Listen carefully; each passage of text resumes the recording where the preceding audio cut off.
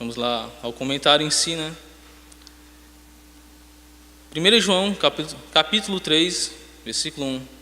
Vede que grande amor nos tem concedido o Pai, a ponto de sermos chamados filhos de Deus. E de fato, somos filhos de Deus. Por essa razão, o mundo não nos conhece, porquanto não conheceu a Ele mesmo. Eu, analisando esse versículo aqui, eu vou dar como tema a soberania de Deus e a eleição dos seus filhos. Querendo ou não, vai gerar muitas igrejas gerariam até um tema polêmico sobre essa questão de a soberania de Deus, no que consiste os fatores que determinam a nossa filiação para com Deus através de Cristo.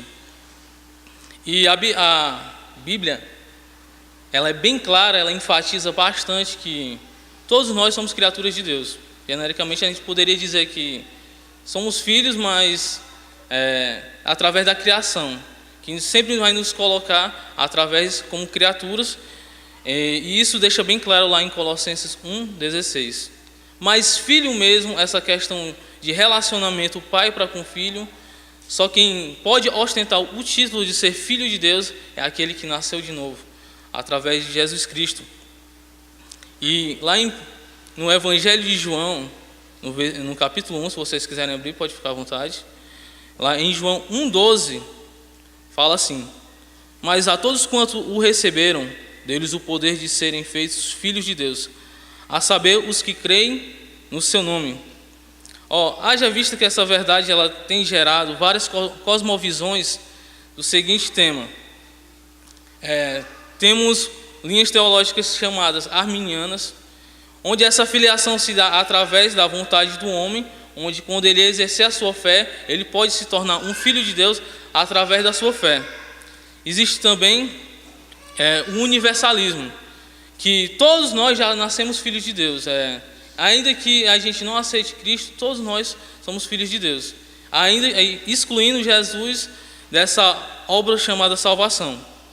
Mas eu creio, dos anos para cá, não fui ensinado, mas o pastor me ajudou muito na minha visão, tanto o pastor Bruce como o pastor Zezinho, que a cosmovisão mais bíblica possível, eu citaria o calvinismo, que eu não chamo uma linha teológica, é apenas um apelido para o Evangelho. Eu vou falar as mesmas frases do Charles Spurgeon. Ele diz que o calvinismo, que é conhecido hoje, ele é apenas um apelido, ele é nada mais do que chamado Evangelho. E eu vou explicar como é que se vai dar essa soberania e a nossa filiação por meio de Cristo. Vamos lá, no versículo que eu quero expor, o versículo em si, que eu quero expor para ficar bem clara essa ideia que eu quero passar. Vamos lá na primeira palavra, se você analisar em João, capítulo 3, versículo 1, lá diz a palavra vede. O verbo imperativo, ele nos exige que nós venhamos analisar a Escritura minuciosamente, a ver todos os parâmetros, realmente analisar Escritura por Escritura, interpretando para chegar ao conceito exato de Deus. E eu coloquei aqui que Paulo sintetiza melhor essas verdades para a gente buscar o conhecimento de Deus mais aprofundado, desse amor sem igual. Eu convido os irmãos, pode abrir a Bíblia, lá em Efésios capítulo 3, versículo 18 e 19, onde o apóstolo Paulo ele vai dar uma ideia melhor para a gente buscar minuciosamente a verdade que está contida nas Escrituras, para entendermos de fato como é que se dá esse amor. Efésios capítulo 3, versículo 18 e 19. A fim de poderdes compreender com todos os santos qual é a largura e o comprimento e a altura e a profundidade, e a conhecer o amor de Cristo, que excede todo o entendimento, para que sejais tomados de toda a plenitude de Deus. E agora, ao adentrar nessa questão do entendimento, vai se tornar polêmico e até, como posso dizer, vai ofender a muitos homens, porque vai excluir a sua justiça. Muitos homens determinam em si mesmos: não, eu sou justo para realmente pertencer à família de Deus. Assim, eu ando de maneira realmente santa e eu me torno realmente privilegiado porque eu sou santo. Mas a justiça própria, através do Evangelho, vai vai ofender os homens, porque ele não é o fator determinante para se tornar filho de Deus. Por isso que, ao adentrar melhor no versículo, vamos olhar o ponto. Que grande amor nos tem concedido o Pai. Nessa exposição da verdade, com grande ênfase na relação de amor do Pai para conosco, o apóstolo traz ao nosso saber a realidade do dom que o Pai nos dá através desse amor. E qual é? A ponto de sermos chamados filhos de Deus, e de fato somos filhos de Deus. Nesse ponto entra na parte que eu já disse mais polêmica do posicionamento da teologia. E porque vai entrar a questão da soberania de Deus, vai entrar sobre a nossa eleição incondicional. Nós não nos condicionamos primariamente para se tornar aptos a receber a salvação, mas o fator determinante vai ser a vontade soberana de Deus, como Ele mesmo quis. E para deixar realmente, eu quero que os irmãos abram, para ver que eu não estou falando bobagem. Abra lá em Efésios capítulo 1.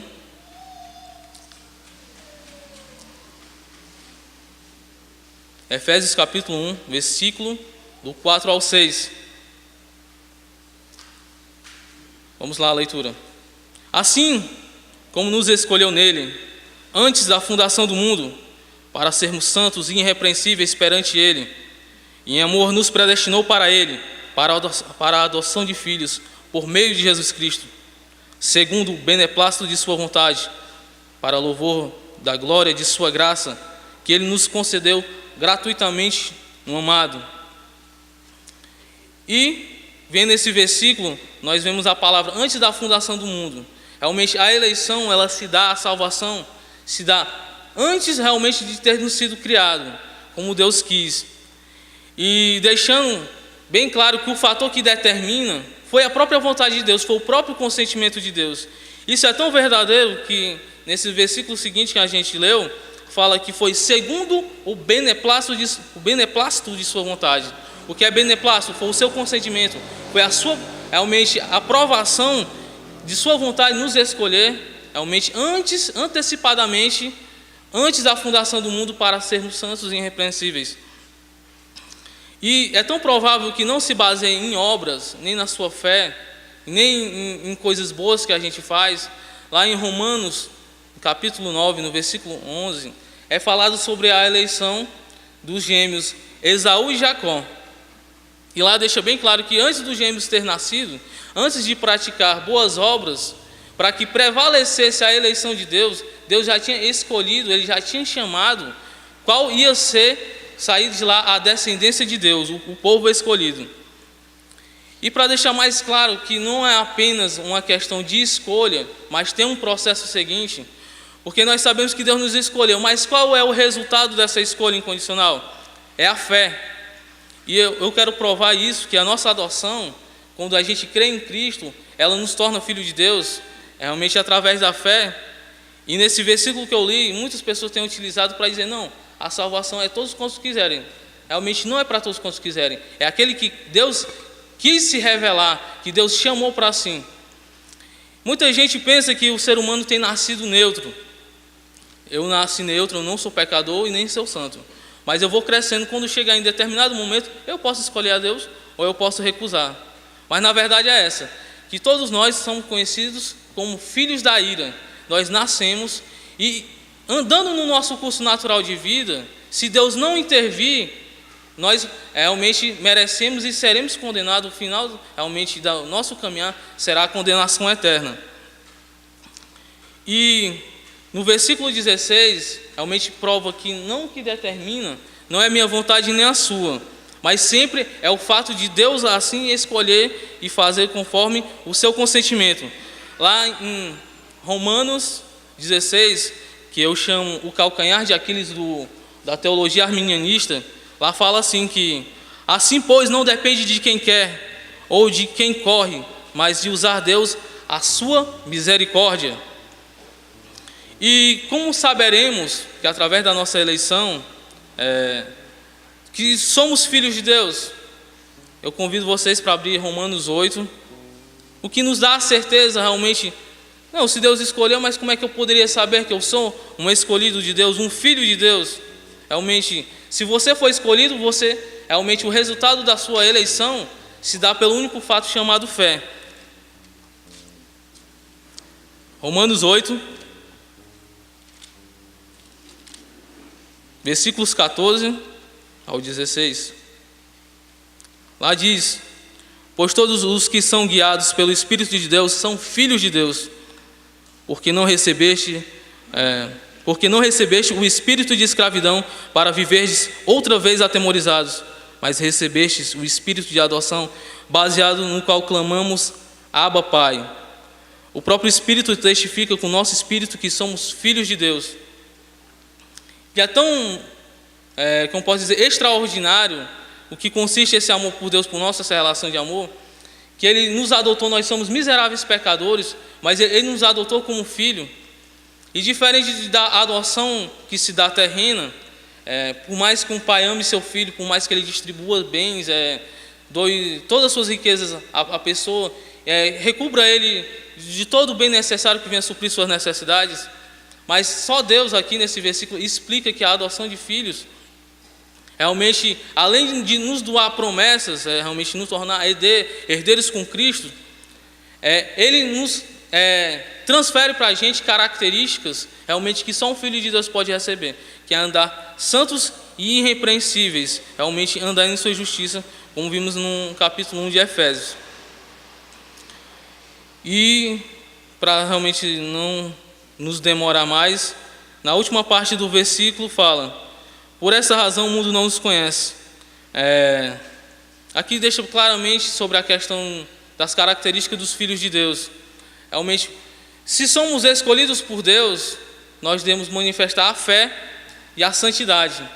O John MacArthur, na sua nota da Bíblia de Estudo, ele compara aos filhos de Deus, esses que são os verdadeiros extraterrestres do mundo.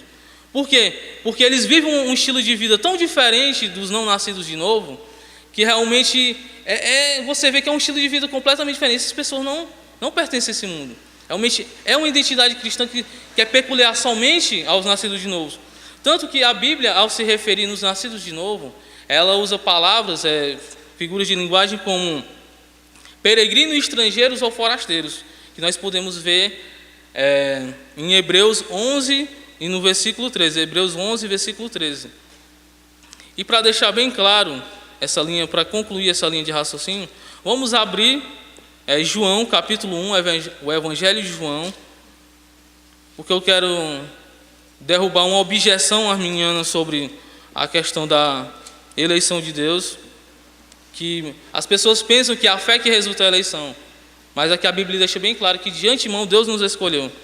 E esse versículo é muito usado, eu vejo muito em redes sociais, quando as pessoas querem falar mal dos arminianos, eles querem derrubar sobre a soberania de Deus na escolha do salvo.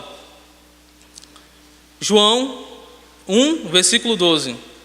Mas a todos quanto o receberam, deu-lhes o poder de serem feitos filhos de Deus, a saber, os que creem no seu nome. O sujeito aqui na oração, todos quem? Todos que creram. Mas quem são esses todos? São os escolhidos de Deus, que Deus já tinha escolhido. Mas se você for analisar, se eu fosse utilizar o português aqui, eu diria que o sujeito está na voz passiva. Ele que está sofrendo a ação, é Deus que está realizando a obra da salvação, porque foi Ele que nos escolheu, foi Ele que nos amou primeiro. Tanto que no versículo seguinte, as pessoas sempre gostam de citar apenas esse versículo isolado, nunca olham um versículo posterior, que no versículo 13 diz assim: os quais não nasceram do sangue, não foi por intermédio da vida, da maneira de se procriar, nem da vontade da carne, da vontade sexual, nem da vontade do homem, a questão de que o homem subjuga ter o livre-arbítrio, em qualquer momento ele pode escolher a Deus e se salvar por sua livre escolha. Aí no terminando o versículo, deixa bem claro a conclusão que João queria nos passar. Mas de Deus, aqui termina todas as objeções que alguém vinha levantar. Realmente, sou eu que me torno filho de Deus? Não. Você é tornado filho de Deus foi porque Deus quis assim. E se você não se sinta, às vezes, constrangido ou atemorizado, se podemos nos gloriar uma coisa, realmente, se podemos ostentar alguma coisa, foi que, sendo miseráveis pecadores, Ele nos tornou filhos de Deus. Esse mérito realmente nós podemos nos gloriar no Senhor através de Cristo Jesus. Amém? Glória a Deus.